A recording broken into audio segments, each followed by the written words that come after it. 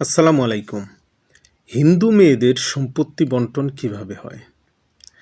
যদি কোনো হিন্দু মেয়ের ভাই থেকে থাকে, তাহলে সেই হিন্দু মেয়ে তার কোনো পৈতৃক সম্পত্তি পাবে না। যদি ভাই না থেকে থাকে, তাহলে তার বাপের সম্পত্তির কি হবে? একটা মেয়ে হিন্দু, তার বাপের সম্পত্তি আছে, কিন্তু তার কোনো ভাই নেই, তাহলে এই সম্পত্তিটুকু কি হবে? বিয়ে হওয়ার পর ধরুন আপনার বিয়ে হলো, বিয়ে হওয়ার পরও আপনার মেয়ে হয়েছে, আপনার কোনো ছেলে হয়নি। এরকম যদি অবস্থা তৈরি হয়ে যায়, তাহলে আপনার চাচাতো ভাইয়েরা সব আপনার সম্পত্তির মালিক হয়ে যাবে। আপনার বাপের অনেক সম্পত্তি থাকতে পারে, সেখান থেকে আপনি কোনো আর সম্পত্তি পাবেন না।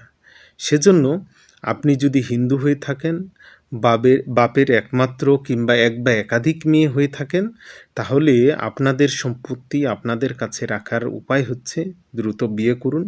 দ্রুত বিয়ে করে আপনি সন্তান নিন এবং চেষ্টা করবেন মেয়ে সন্তান, ছেলে সন্তান এটা একমাত্র খোদা তাআলার হাতে। যদি আপনার ছেলে সন্তান হয়ে থাকে, তাহলে সেই সম্পত্তির উপর আপনাদের হচ্ছে আধিকারিক বল আপনাদের তৈরি হয়। আর যদি ছেলে সন্তান না হয়ে থাকে, মেয়ে সন্তান হয়, তাহলে কিন্তু ওই সম্পত্তি আপনারা হয়তোবা ভোগ দখল করতে পারবেন, কিন্তু নিজের নামে রাখতে পারবেন না, বিক্রি করতে পারবেন না। আশা করি বুঝতে পেরেছেন।